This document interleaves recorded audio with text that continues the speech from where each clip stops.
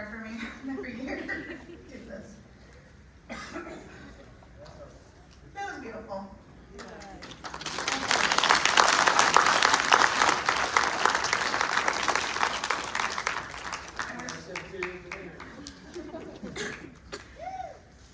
And we're so blessed to have some wonderful speakers here with us this evening.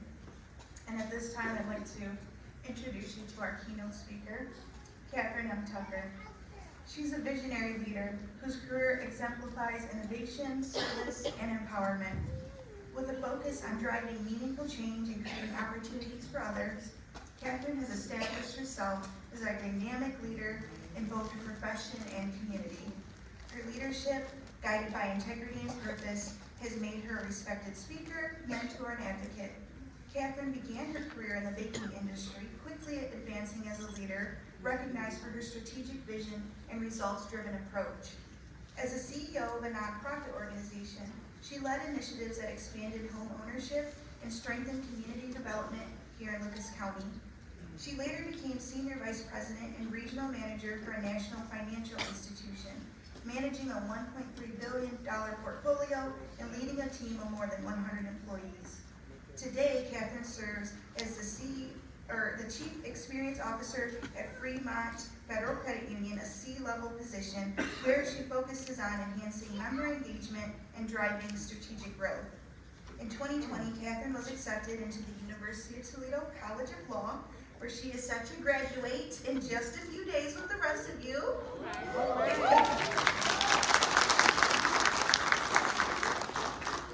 Her studies focus on human rights law, international mediation, and arbitration. During her time here at UT Law, Kathryn was appointed as an NGO observer for the 9/11 trials in Guantanamo Bay, Cuba, a role that allowed her to witness pivotal moments in history and contribute to international justice. Her writing on the Guantanamo Bay detainees earned her the Competitive Book Award for her course and the CALI Excellence for the Future Award, reflecting her academic excellence and commitment to understanding complex legal issues.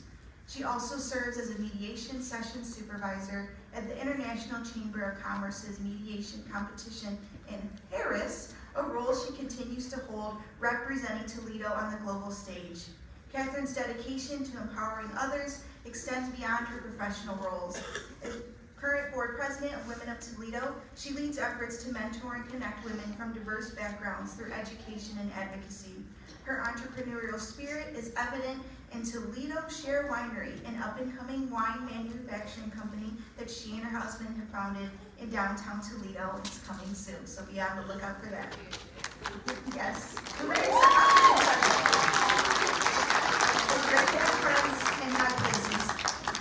Recognized for her leadership, Kathryn has been featured in multiple publications and honored with numerous awards, including the 20 Under 40 Leadership Award. Whether mentoring, building businesses, or championing equity, Kathryn's work reflects her commitment to making a meaningful impact. And it is my honor and pleasure to welcome my friend Kathryn here to the podium.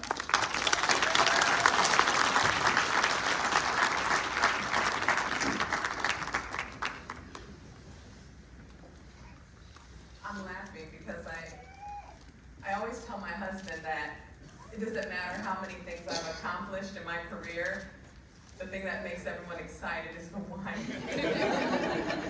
So that was good. Do you have some of the curtain? No, I'm joking. I also want to say that this is actually on wheels, so if I get too excited, you may want to duck. I'm kidding. So I want to just say thank you to everyone this evening. You know, a lot of people start things. Starting things is easy. A lot of people finish things, but finishing things are much more difficult. As our Executive Vice President said earlier, you have crossed the finish line. You made it, guys. Almost. Finals are still next week, so the jury's still out, I guess. No pun intended. As I was thinking about what I wanted to say for the graduation, I thought I could talk about my story. I could talk about my journey through law school. I could talk about how I started from the bottom, now I'm here. But then I thought, or I could use my time on stage to send a message. And if anyone knows me, you know that I chose the latter. So I'm going to talk about my favorite topic this evening, democracy. I chose this topic because one, as graduates, you are going to be held to a higher standard of being a productive citizen. But two, the political climate has been a bit overwhelming, we think. And emotions are high, and there's tension.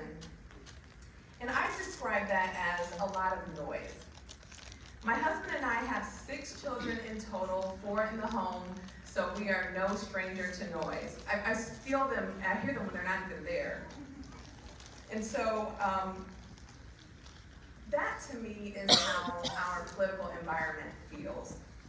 And so on any given day in my house, when we've got the 5 TVs going and the kids yelling, Mom, Dad, sometimes we just want to focus and it feels impossible. And in a time where focusing seems impossible, I wanted to use my 12-ish minutes on stage to maybe drown out the noise in this space for a moment so that we can focus, lock in, like my daughter always says. Did I say that right? Because there's something very important that I want to tell you tonight. And that is, you and your voice matters. So confession. I have never actually read the Constitution until a few years ago, and I know that's kind of funny because I'm in law school. So earlier this year, when I took constitutional law, I said, you know what, I'm going to go on Amazon and order the Constitution. So it came the next day, and when I got it, it was in this really thin, flat package. I was expecting like something bigger, because my con law book is like this thick. And when I saw the package, I thought it was going to be like a huge package with maybe a scroll and a wig in it or something like that. So I take it out the package, and I'm looking at it like, what the heck is this? I'm like, it's so small. And you know, I've learned over the next few years why this book is so small. Because telling the truth is simple. All right. And thinking about it, this is the very instrument that is literally holding our democracy together. Wow. That's fascinating and kind of scary.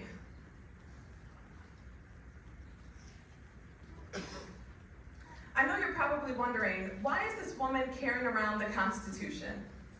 Well, this summer I took a course called The First Amendment During Wartime and Panic. The course was great, but the professor, Nathan Getty, who's actually here in the back, I saw him sneak in, he changed my entire perspective on democracy. On the first day of class, he boldly told us where he stood politically. Yet he created an environment that demanded objectivity and respect. He challenged us to come prepared and listen. If you were in his course, he was going to challenge you. And you were not going to back up your arguments with all the feels. You had to come with truth, and you were required to listen to opposing viewpoints. Through this, I learned that democracy isn't just about our right to vote. It is about our voices. The First Amendment isn't merely a list of freedoms. It's a tool for holding our government accountable. Accountable for seeking truth and for ensuring that our voices will continue to matter. He taught me that when we silence ourselves or fail to engage, we leave space for the government to act without our oversight, and democracy suffers as a result. The lesson that he instilled in me reshaped how I view my role in democracy and why engaging in meaningful discourse is so essential. Let's talk about your voice. Because when I wrote this message, it was on my heart and I was writing it for someone in the room tonight. The term democracy originates from the Greek words demos, people, and kratos, rule. Your operating manual is the Constitution. The First Amendment is first for a reason. It is the facilitator, the vehicle, and the activator of your rights. And you exercise those rights through free speech, free press, your right to petition and assemble, just to name a few. But society has silenced you.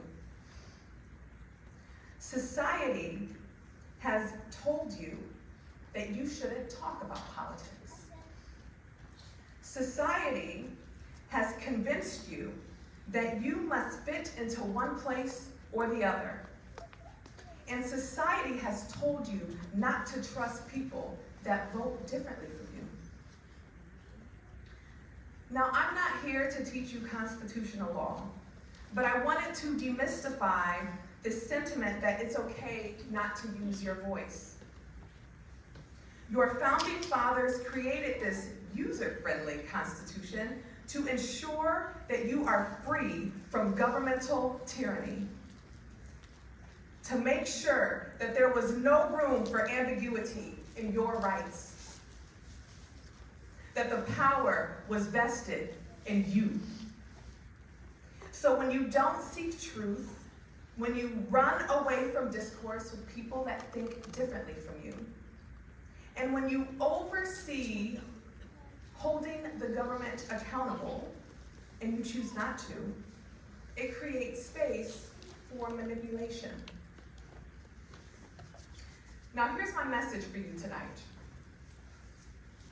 The government works for you. It is not the other way around.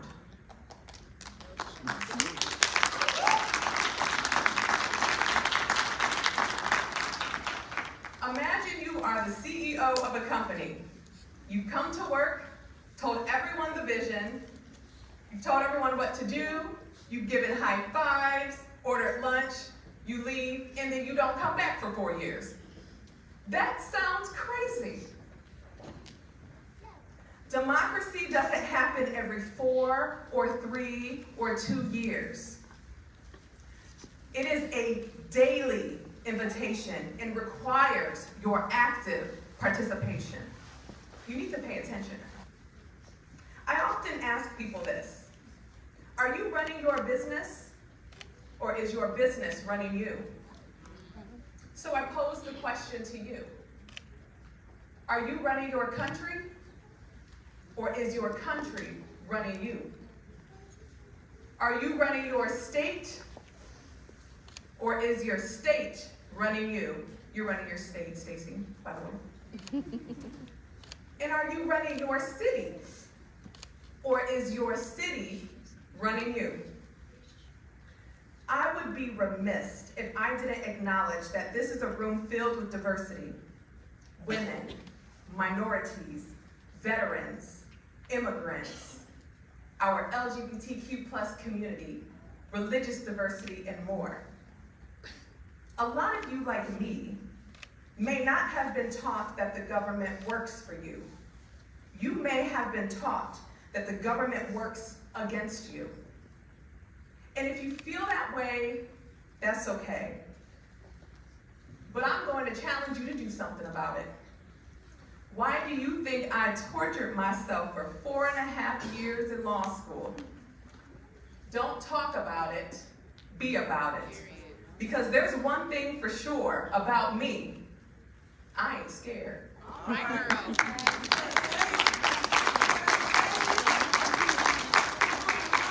What's that famous saying? If you scared, go to church. My husband told me not to say that.